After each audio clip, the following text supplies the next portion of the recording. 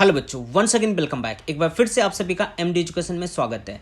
आज के इस वीडियो में नवोदय, सैनिक स्कूल और राष्ट्रीय मिलिट्री स्कूल के एंट्रेंस एग्जाम के मोस्ट इंपॉर्टेंट क्वेश्चंस को सॉल्व करवाने वाला हूं। ये वो सारे इंपॉर्टेंट क्वेश्चंस हैं जो प्रीवियस ईयर एग्जाम में पूछे जा चुके हैं। तो चलिए शुरू करते हैं। क्वेश्चन फर्स्ट है 84% बराबर क्या होगा। तो देखिए, परसेंट को हटाने के लिए क्या करते हैं, तो 100 से हम भाग करते हैं, तो ये हो जाएगा 84/100। तो इसे 2 से काटेंगे तो ये 2 चौक 8 और 2 दूना 4 हो जाएगा, और ये 2 पंचे 10 और 0 यानी 42/50 हो जाएगा, यानी 42/50 जो है इसका राइट आंसर हो जाएगा। Option B is a right answer. Next question है, एक व्यक्ति ने एक टीवी 18,200 रुपये में खरीदा। उसने इस टीवी की मरम्मत पर 1,800 रुपये खर्च किया और वह इसे कितने में बेचे कि उसको 3,000 रुपये का लाभ होगा। यानी आपको क्या फाइंड करना है, तो एसपी बोले तो विक्रय मूल्य फाइंड करना है। ठीक है, तो सीपी क्या हो जाएगा। अब देखिए, खरीदा कितने में था टीवी, तो 18,200 रुपये में उसने टीवी को खरीद लिया।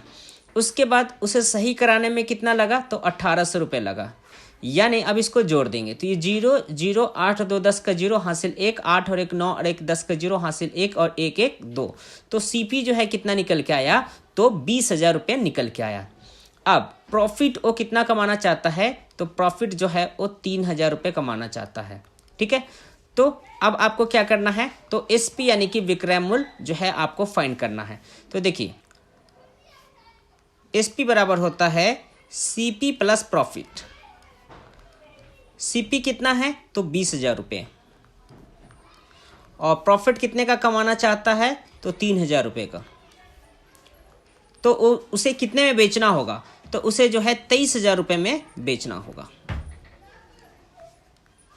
तो इसका राइट आंसर ऑप्शन सी हो जाएगा। अब नेक्स्ट क्वेश्चन है क्वेश्चन नंबर 3। 3,500 रुपये राशि 6% वार्षिक ब्याज की दर से कितने वर्षों में साधारण ब्याज 3,130 रुपये हो जाएगा।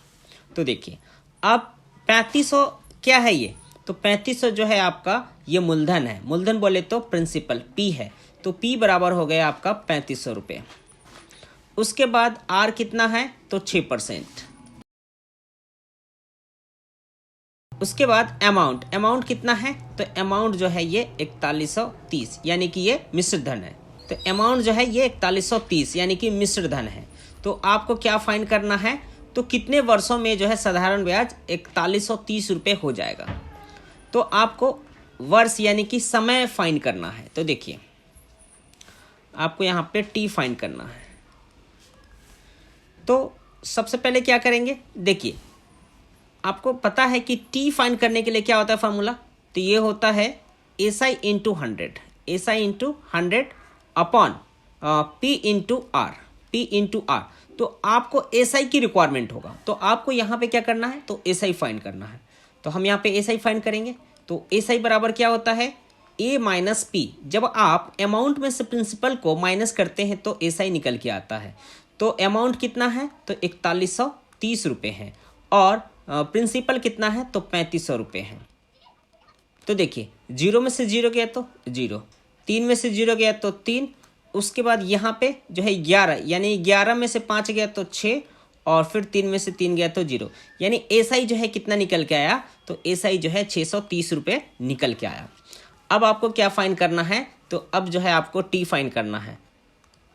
तो टी बराबर मैंने क्या बताया था फॉर्मूला, कि SI into 100 upon P into R होता है। तो SI आपका कितना निकल के आया है, तो SI जो है आपका ये 630 रुपये निकल के आया है। तो आप यहाँ पे 630 लिखेंगे, और उसके बाद 100 अपॉन P कितना है, तो P जो है 3,500 रुपये है, तो फिर 3,500 लिखेंगे, और R कितना है, तो R जो है 6% है, तो यहाँ पे 6 लिख देंगे। अब यहाँ पे क्या करेंगे, 2 0 से ये 2 0 कैंसिल हो गया, फिर 7 से कैंसिल करेंगे तो 7 9 63, और ये 0 हो गया, और ये 7 पंचे 35 हो गया। उसके बाद फिर 5 से काटेंगे तो कितना हो जाएगा, ये 5 कम 5 4 बच गया, तो कितना हो गया, 5 8 40। ठीक है, अब उसके बाद फिर इसे 6 को काट दीजिए, तो ये कितना हो जाएगा, 6 3 18, यानी टी बराबर जो है कितना निकल के आया, तो 3 ईयर जो है ये निकल के आया। तो इसका राइट आंसर ऑप्शन बी हो जाएगा। अब नेक्स्ट क्वेश्चन है कि 76,076 को 13 से भाग देने पर भागफल क्या होगा। तो देखिए, बहुत सिंपल सा क्वेश्चन है।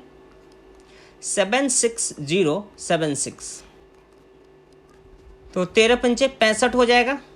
तो यहाँ पे ये हो गया 65, 6 में से 5 गया तो 1, और यहाँ पे 7 में से 6 गया तो 1। अब ये 0 हो जाएगा यहाँ पे। उसके बाद अब कितने बार में जाएगा, तो 13 अट्ठे 104, तो यहाँ पे 104 लिख देंगे। तो यहाँ पे 104 हो जाएगा। तो यहाँ पे कितना बचेगा, 6। उसके बाद अब 7 यहाँ पे लिख देंगे।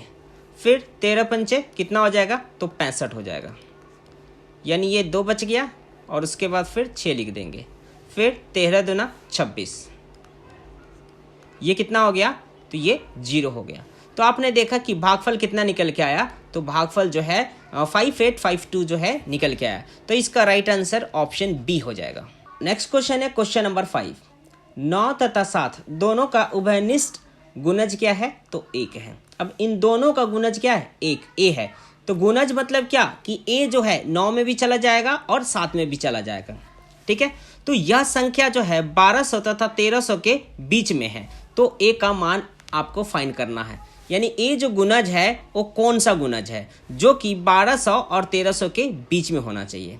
तो देखिए अब आपको क्या करना होगा, तो सबसे पहले ऑप्शन ए को देखेंगे। तो देखिए ऑप्शन ए तो होगा नहीं। ऑप्शन ए इसलिए नहीं होगा क्योंकि यहाँ पे पहले ही बता रखा है कि जो संख्या जो है वो 1200 और 1300 के बीच में होनी चाहिए, जो कि यहाँ पे 1197 है, तो ये होगा ही नहीं। अब ऑप्शन बी को चेक करते हैं।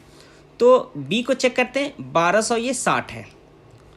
तो अगर 9 गुणज है, ठीक है, तो फिर क्या होगा, ये 9 से जो है ये डिवाइड चला जाएगा। तो देखिए अब इसे 9 से डिवाइड करते हैं। तो इसे 9 से डिवाइड करेंगे तो कितना हो जाएगा, 9 एकम 9, ठीक है। तो 9 3 12 होता है, यानी 3, और उसके बाद ये 6 आ जाएगा। तो 9 चक 36, ठीक है, यानी ये 0, और इसे ये 0 का आप यहाँ पे लिख देंगे। तो आपने देखा कि ये 140 बार में चला गया, यानी 1260 में 9 से भाग करते हैं तो 140 बार में पूरी तरीके से डिवाइड हो जाता है। अब ठीक उसी प्रकार जो है हम क्या करेंगे, 1260 में किससे डिवाइड करेंगे, तो 7 से डिवाइड करेंगे। तो देखिए 7 से करते हैं, 7 एकम 7 हो गया, ठीक है। 7 5 12 होता है, यानी कि 6, तो ये हो गया 7 अट्ठे 56, यानी कि 56 हो गया। तो ये 0 हो गया, ठीक है। अब ये 0 ये यहाँ पे आ गया।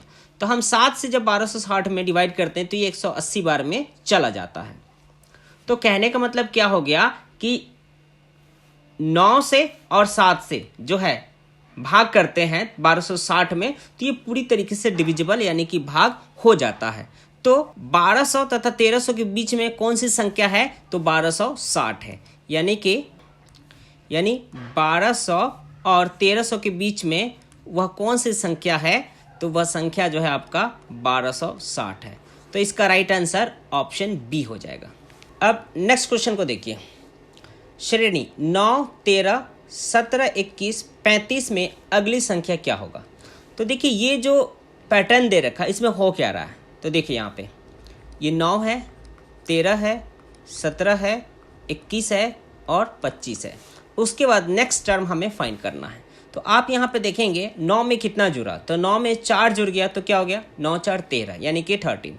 फिर 13 में आपने 4 को ऐड करेंगे तो क्या होगा, तो 17 हो जाएगा। और 17 में फिर अगेन आप 4 को जो है ऐड करेंगे तो क्या हो जाएगा, तो 21 हो जाएगा। और 21 में फिर अगेन आप 4 को ऐड करते हैं तो क्या मिलता है, तो जो है 25 मिलता है। और इसी प्रकार से आपने यहाँ पे देखा कि सभी में जो है 4 4 जो है ये ऐड हो रहा है। यहाँ भी देखिए 4 ऐड हो रहा है, यहाँ भी 4 ऐड हो रहा है, यहाँ भी 4 ऐड हो रहा है, यहाँ भी 4 ऐड हो रहा है। तो फिर जो है नेक्स्ट टर्म में भी क्या होगा, 4 को हमें क्या करना है, ऐड करना है, यानी प्लस करना है। तो 25 में 4 को ऐड करेंगे देन यू विल गेट 29।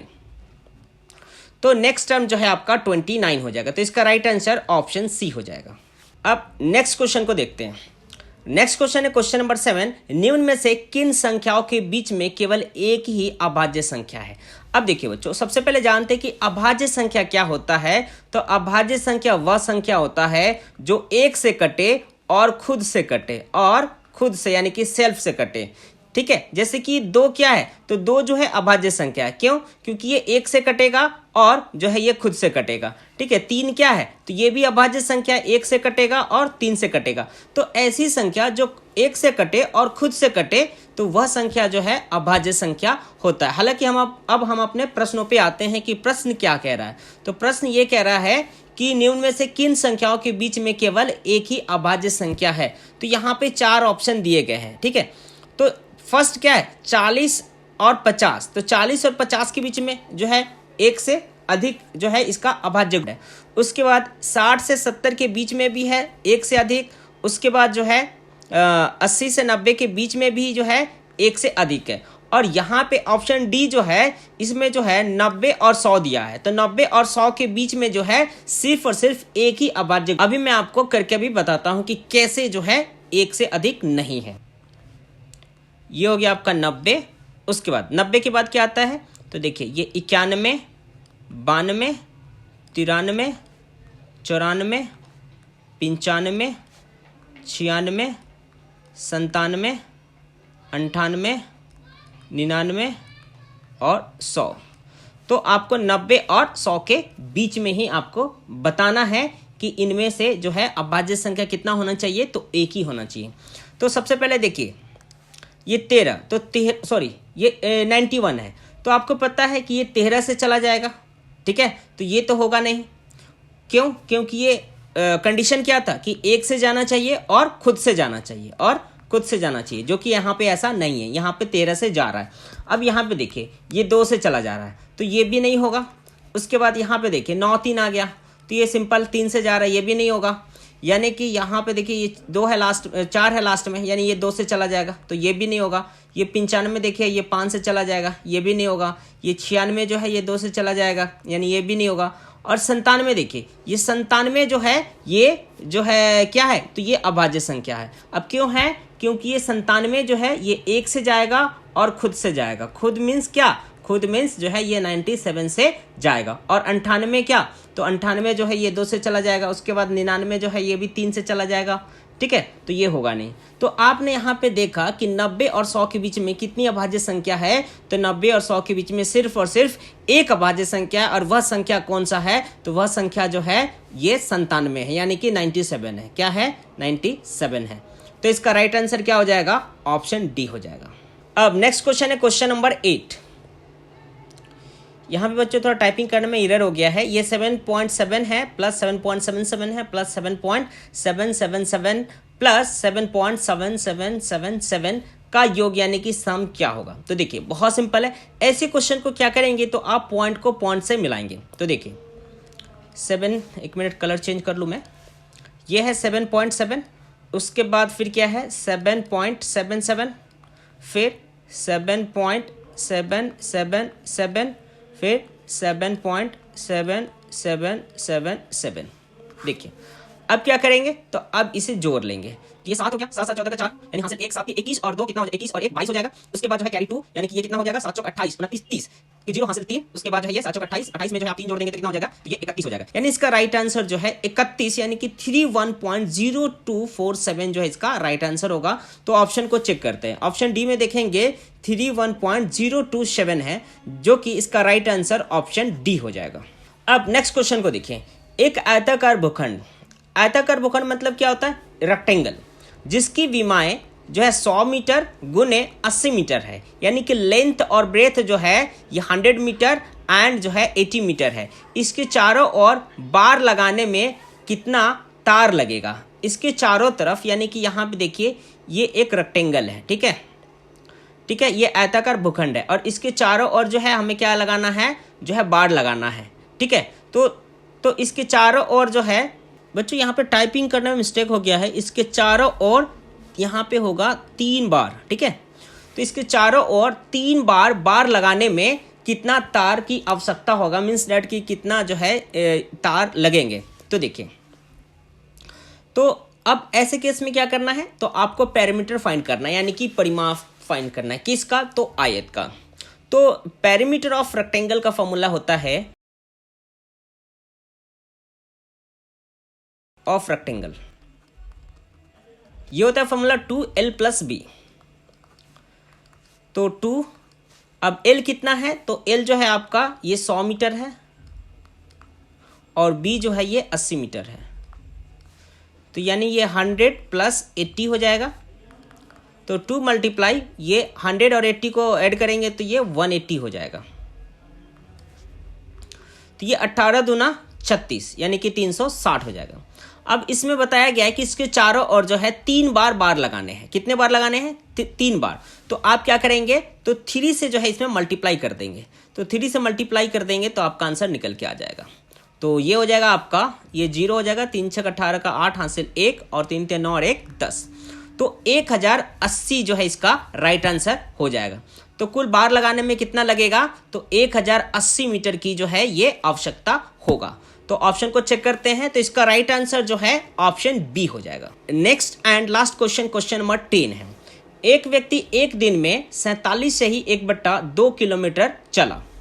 वह 29 से ही 1/3 किलोमीटर स्कूटर से चलता है और 8 से ही 5/6 किलोमीटर जो है वो साइकिल से, तथा शेष जो है वो पैदल चलता है। तो वह पैदल कितना चला? तो देखिए, यानी कि बाई फुट जो है वो कितना डिस्टेंस जो है कवर किया। तो देखिए बहुत सिंपल सी बात है कि वह पैदल कितना चला, पैदल कितना चला। तो सिंपल सी बात है, टोटल डिस्टेंस में से जो स्कूटर और साइकिल से जितना डिस्टेंस को कवर किया है, तो इन दोनों को ऐड करके टोटल डिस्टेंस में से आपको माइनस कर देंगे तो जो है वो अपने फुट द्वारा, मीन्स डैट पैदल कितना चला, वो आंसर आपका निकल के आ जाएगा। तो देखिए कुछ इस तरीके से आप करेंगे। ये हो जाएगा 47 से ही 1/2 माइनस, और साइकिल से स्कूटर से कितना चला था, तो ये 29 सही 1/3 किलोमीटर चला था, और साइकिल से कितना चला था, तो 8 सही 5/6 किलोमीटर चला। अब देखिए, अब इसको कैलकुलेशन कर लेंगे तो ये हो जाएगा 7 दूना 14 और यानी कि 95/2 हो जाएगा माइनस, और 87 में आप एक जोड़ेंगे तो कितना हो जाएगा, ये 88 हो जाएगा, 88/3 प्लस फिर क्या हो जाएगा 6 8 48, और 48 में जो है आप 5 जोड़ देंगे तो कितना हो जाएगा 53 हो जाएगा। 48 2 कितना होता है 50 और 3 53, यानी 53/6 हो जाएगा। उसके बाद फिर क्या करेंगे, देखिए मैं इसे इरेज कर देता हूँ। 95/2 माइनस, अब इनका एलसीएम आप लेंगे तो 3 और 6 का एलसीएम जो है ये 6 होता है। तो 3 दूना 6 यानी 2 बार में गया, तो 2 8 16 का 6 हासिल 1, 2 8 16 और 1 17, यानी 176 ये निकल के आया। प्लस उसके बाद फिर 6 कम 6 यानी कि ये 53 हो जाएगा। उसके बाद फिर क्या हो जाएगा, ये हो जाएगा 92/2, नहीं सॉरी 95 है बच्चों, 95/2 माइनस, अब इसको जोड़ लेंगे तो ये 6 3 9, उसके बाद 7 5 12 का 2 हासिल 1 और 1 1 2/6। उसके बाद अब 2 और 6 का एलसीएम कितना होगा, तो 6 ही होगा। फिर 2 3 6 यानी कि 3 से मल्टीप्लाई करेंगे 95 में, तो 3 5 15 का 5 हासिल 1 और 3 27 और 1 28 हो जाएगा, यानी 285 माइनस, फिर 6 कम 6 यानी कि ये 229 सेम हो जाएगा। उसके बाद अब माइनस करेंगे तो 15 में से 9 गया तो कितना हो जाएगा, 9 6 15 होता है, तो यानी 6 हो जाएगा। और यहाँ पे कितना बच जाएगा 7, तो 7 में से 2 गया तो 5। उसके बाद यहाँ पे कितना बच जाएगा, तो यहाँ पे बच जाएगा आपका 2, मतलब यहाँ पे 2 तो है ही, तो 2 में से 2 गया तो 0, तो ये हो जाएगा 56/6। अब देखिए फिर क्या करेंगे, तो इसे 2 से जो है आप कैंसिल करेंगे, तो ये हो जाएगा 2 दूना 4 और 2 8 16, और ये हो जाएगा 2 3 6, यानी ये कितना आया, तो 28/3 आया। फिर इसे 28/3 को किस में करेंगे, मिक्स फ्रैक्शन में चेंज कर लेंगे। तो देखिए 3 9 27 और 1 28 हो जाएगा, यानी 9 सही 1/3 किलोमीटर जो है वो पैदल चलेगा। तो इसका राइट आंसर ऑप्शन सी हो जाएगा।